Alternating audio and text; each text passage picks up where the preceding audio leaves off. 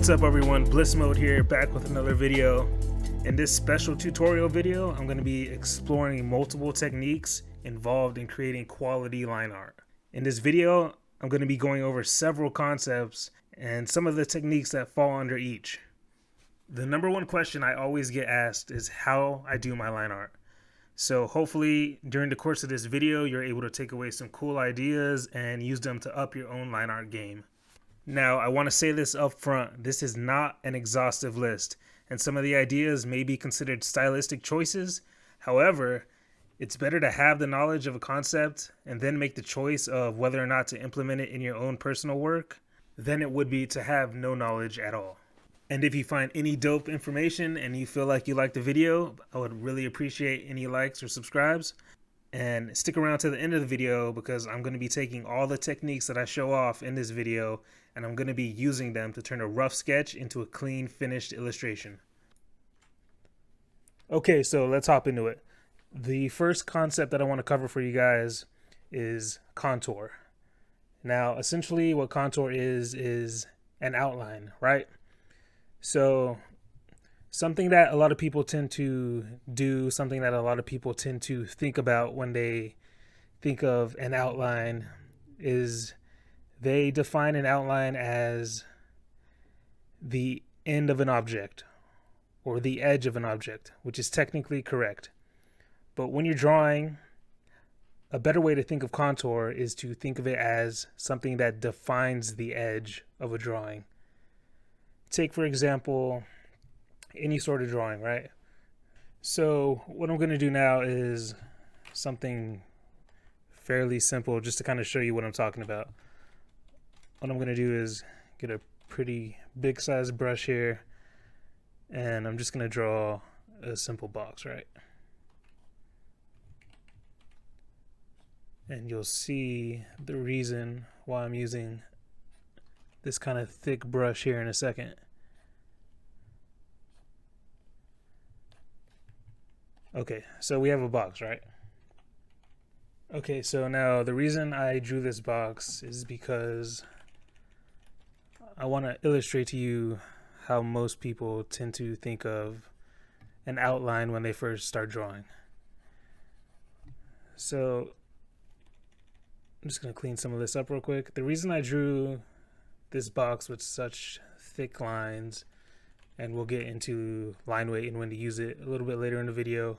But the reason why I drew this box with such thick lines is because when you think of contour, you really want to think of your outline not as being the edge of an object, but as defining the edge of an object, right? So if I zoom in on this box right now, what would you say the edge of the box is?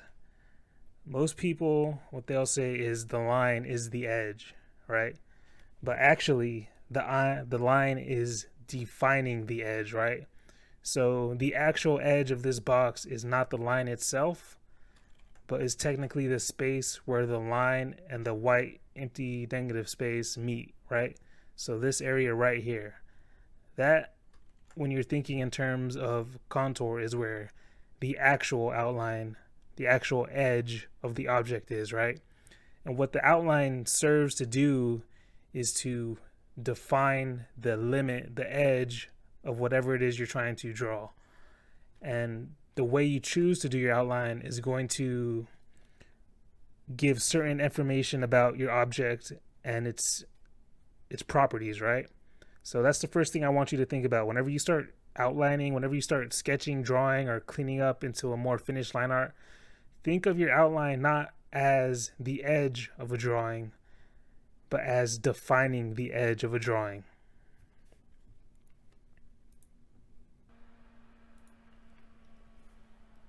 Okay, so now what I'm going to do is I'm going to use this sketch that I did a while back to kind of illustrate some of the topics that fall under this broader category of contour or outline, right? So the first thing a lot of people tend to do whenever they start outlining, and you're going to hear this on a lot of videos and a lot of tutorials on how to better your line art, but the first thing people tend to do is whenever they're outlining or cleaning up a drawing, they tend to make these short marks. And what they're doing when they're doing these short marks is kind of a more sketchy style. And it can work, but what tends to happen is you end up with kind of this more distressed line, which can be a look, and a lot of artists use it to great effect. But the thing about those artists that you see with this more scratchy line style is it's very purposeful, right? You shouldn't be doing things without knowing why you're doing them. And so a lot of artists tend to start drawing lines and they just get really scratchy, and there's really no need for that. And if that is something that you want to explore with your style, I still want to just recommend that you learn this way, and then after you feel comfortable, move on and explore your own style. So what you want to do when you're outlining or cleaning up, inking, making line art is you want to have confident strokes. You're going to hear this from a lot of artists. Confident strokes. Really, it's about line speed. Not necessarily speed, but line flow, right? When you're flowing with the line, it's going to have its own curve. It's going to be solid, it's going to be fast, fluid, and you really want to have your entire line match up as best as you can. And so your best bet is going to be to do each stroke as one fluid line. So right now I am using a digital program, and this gives me that added benefit of being able to undo and redo lines. If you're using digital, take advantage of it, right? Make your stroke, you don't like it, undo it, undo that stroke. Never be afraid to erase your work. This goes for traditional, digital, that's how you learn, is correcting your mistakes. And so this is a technique a lot of people do, is they will turn down the opacity of their sketch, their drawing, and then they will ink over top of it. Now, these days in my own personal work, I really don't do this a lot, right? What I tend to do, and I'm not sure how efficient it is, but it kind of works for the images I like to create, is I go in and I clean up my line art. So I'm not going over a second layer and redoing the entire image. And I can't necessarily say that this is something I would recommend, because when you're cleaning up a sketch in this way, it's a lot more tedious. You're kind of have to go in and fix some of those mistakes that you did in your sketch, and it's gonna a lot of the time just kind of hinder your drawing. So this is really just a personal style, a personal choice, but you will probably find more efficiency, more speed if you're working for a client or a commission that you're trying to get done. It might benefit you to turn the opacity down, make a new layer, and just go over top, right? And kind of take it from there. So moving on from confident line strokes, line speed, the next thing I want to talk about, and this is a pretty big topic, the next thing I want to talk about is line weight. So line weight is pretty self-explanatory, right? It's the thickness of your line. The thing about line weight is knowing when and where to apply it. So there's several things that kind of fall under this category of line weight. The first thing I want to go into is depth. Another way to think of this is atmospheric perspective. So you're going to hear this a lot if you get into painting. And basically what it is the properties that allow the human eye to distinguish how far away something is and how close something is.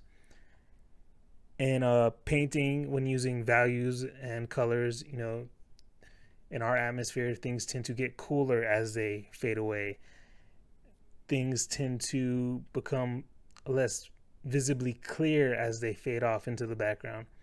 And all these techniques, from painting, from more realistic styles of drawing, they can be applied into your line art by using your line weight in a manner to express your atmospheric perspective and your depth. So right away, I have this drawing pulled up, real sketchy, real loose. And first thing we could do, right? What is the closest thing to the viewer right now? At this angle, it's probably, well, obviously the ear is in front of the rest of the head, right? So what can we do right there? We can go in and actually thicken up the line weight on the ear because we know it's closer to us. And so this is one way to apply a thick outline. Now, this is not the only way, and this is not a rule that is set in stone, and you'll kind of see what I'm talking about as I get into more use cases for line art. But you can already tell that as I thicken up the outline of this ear, which is in front of the rest of the head, it already starts to pop out from the rest of the image. It starts to define itself from this space behind it. And so I could just go through. This nose is in front of this area of the face. I can make it thicker line than back here. This jawline, I can make the line thicker to give it separation from the line of the neck, which it sits in front of. This shoulder right here, same thing. Just go in, give it that thick line. I'm not gonna be worried about making too much of a clean line right now. I just want to get the concept across.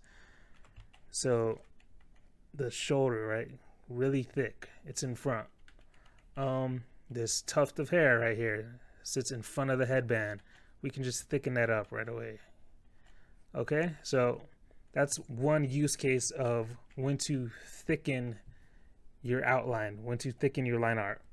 And, you know, going with that, obviously vice versa, things in the background will have a thinner line. And just like with the thick line, this is not a solid rule, and you will see what I'm talking about here in a second. So this shoulder fades off into the background. We can give it a more thin line. This neck sits in front of this line, so it can be thicker than this, and the jaw can be thicker than the neck. And so you kind of have this stepping forward of line weight. As things become closer to the viewer, the thicker line weight you tend to give them. But this is not the only way to apply a line art. So another thing that I tend to think about when I am finishing up my line art is creating focal points and guiding the viewer's eyes. So focal points, that's another art term that you're going to hear thrown around a lot. Basically what it is where is the viewer's eye drawn to. So essentially with most of my drawings these days, I tend to want to give almost the entire image a focal point, make the entire image a focal point. So with an image like this, what you can really do is you can add the thick outline that I was just kind of talking about, except when I'm applying it this time, I'm not really thinking about the depth of the object I'm outlining. I'm just thinking about what I want the viewer to see first. And in this case, it's really this entire image. So what I can do is go through and give the entire image a thicker outline. So this is obviously very stylistic. It's not like I would say some sort of technical rule. If you don't want your image to be such a focal point, you know, don't give it such a hard image, such a hard line. This is more of a personal taste, personal style type thing. And you definitely don't need to do this to create amazing art. So what I'll do now is I will just go through and give this entire image a heavier outline.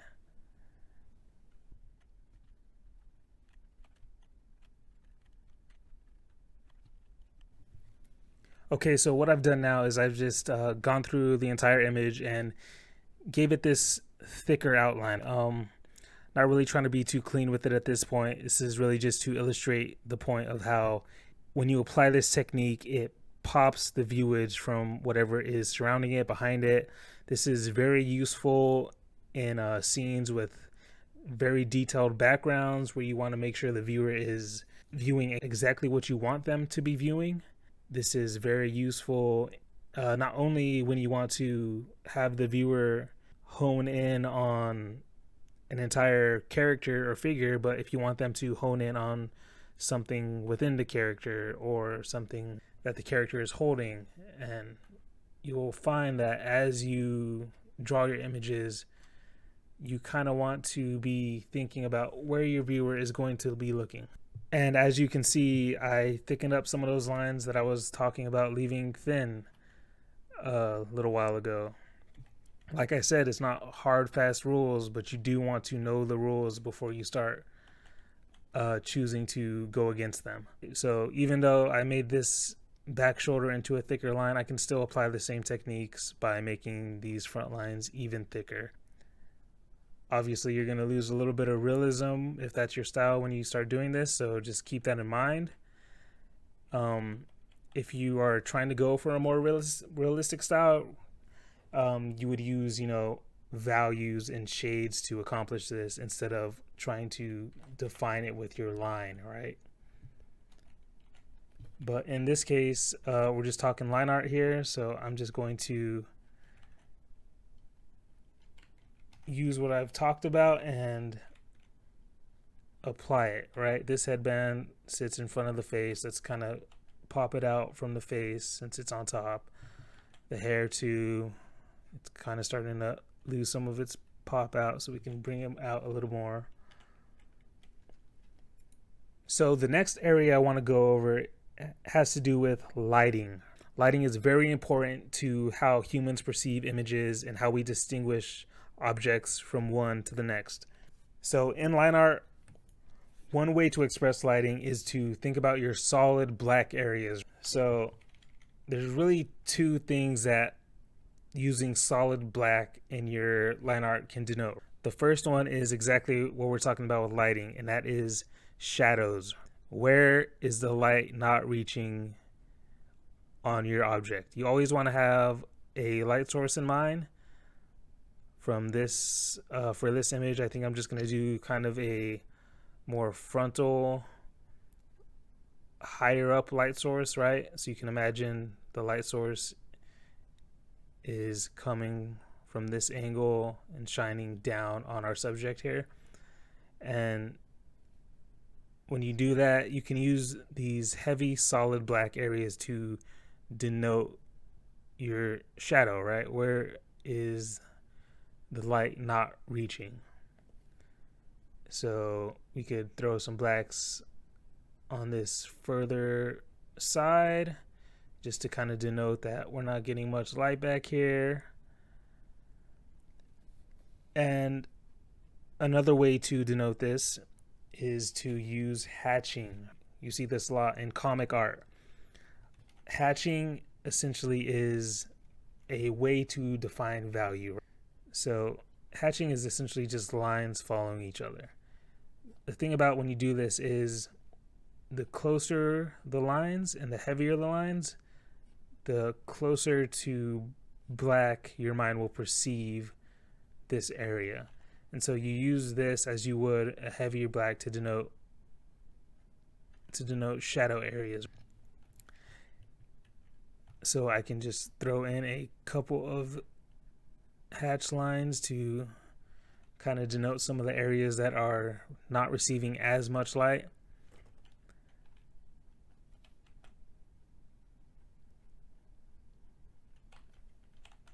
Okay, the other use case for using a solid black is to denote a local color.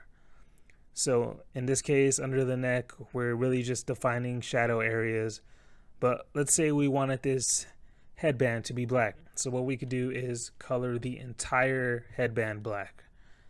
Now, when I do this, this is not defining the value, the light of the headband. What it's defining is the local color. So if I were to take this in and color it while trying to keep the same values in mind, this would be some sort of darker color, or maybe even black itself. So those are the two use cases for using solid black in your line art. One to denote a local color that is dark, and another to denote shadow. Now, when you're using these solid blacks, you really have a choice, and this is more of a stylistic choice again. You can choose to darken out entire areas in black, and it will read still, right? When you do this, you're basically just denoting to the viewer that there is a very strong light source.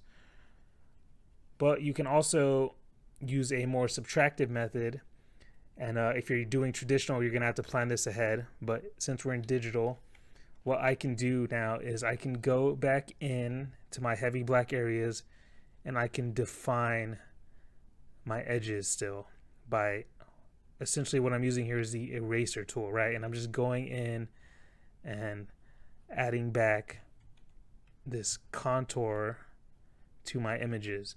Same thing up here, right? This piece of hair is supposed to be in shadow, and this headband is supposed to be a local dark color. So what I can do is come here and define the headband and give it separation, keeping in mind that the outline is defining the image still.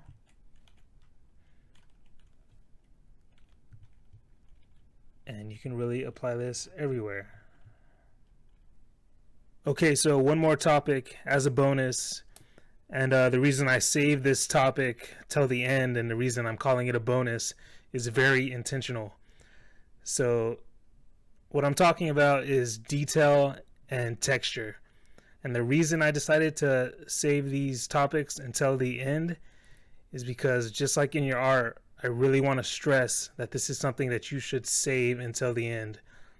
It's very easy to get caught up in trying to get super detailed in your art, especially right off the bat, right when you start. But it's really going to help if you save these types of smaller details and texture work until you're through. So that means getting all your forms, your shapes, your volumes down. If you're doing a line art image, really, fixing up your line art to that quality state. If you're doing something else, that means going in, adding your values in a painting, doing your colors. And then after you have all that done, then you can focus in on those more finer details. If it's a finer detail that you had in mind from the start and you think you might need to incorporate it from the beginning, go ahead and do that. But otherwise, just save all the detail work until the end.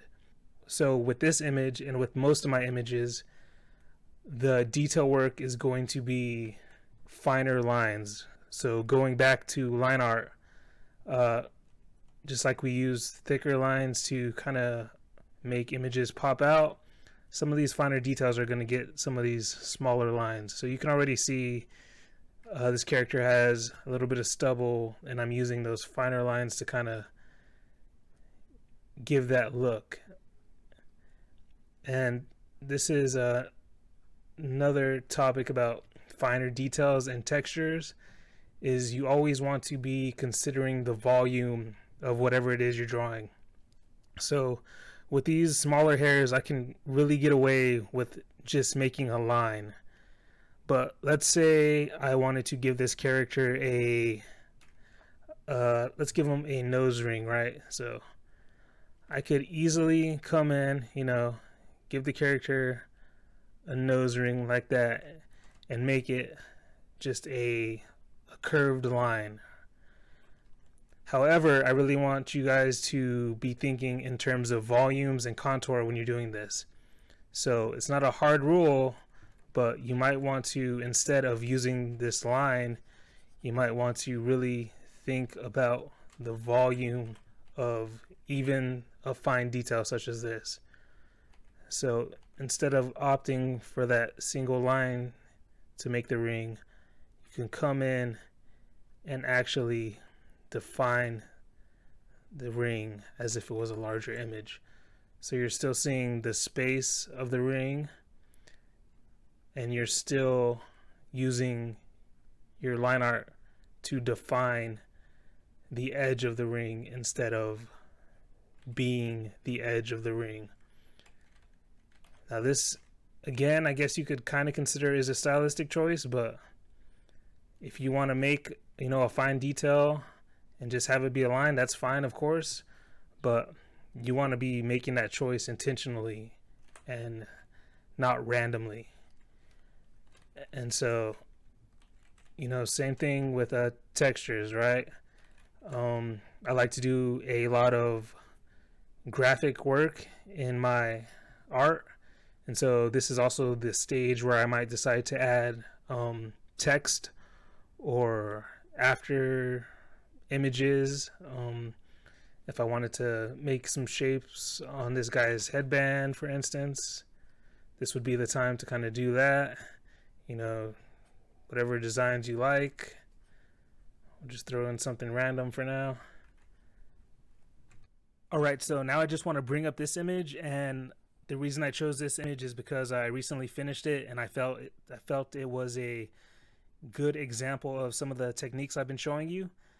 So as you can see, I'm thinking about contour when finishing this image, really focusing on guiding the viewer's eyes and using the line weight to my advantage, making certain things pop forward, making certain elements fall to the background.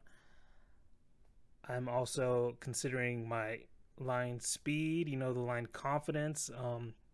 You don't really see too many scratchy contours in this. That's just from time, right? You can really see the difference between an image such as this and an image like this that I just went over.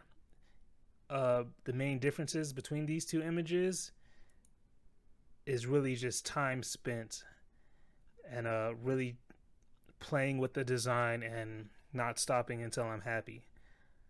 You can also see things such as using the line weight for depth. You could see the hatching techniques to create some of those midtones. There's also a little gray tones in this, but the same effects could be applied using hatching. You could see where I went in at the very end and added some of these details, like the scars.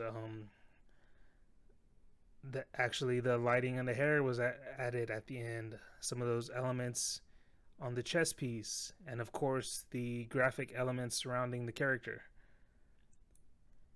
If you would like to see any more tutorials on any subject, we could dive deeper into some of these subjects I covered today, or we can go over other topics, maybe lighting or more basic fundamentals of drawing and shape and volume, perspective possibly. I'm really open to whatever you guys want to learn or whatever content you want to see, so let me know in the comments below what type of videos you would like to see going forward. I would really appreciate any likes or subscribes. And for the end of this video, I'm going to play a speed drawing of me finishing a sketch and taking it all the way to a finished line art. So while watching the speed drawing, see if you can pick out some of those techniques that I showed you today and try to really think about how I'm utilizing them to create the final image. Once again, I'm just going to play this speed drawing and then the video will be done. So I just want to thank you for watching. You can catch me on Instagram. That's where I post most of my art, at Blissmode Art. And I'll see you next time.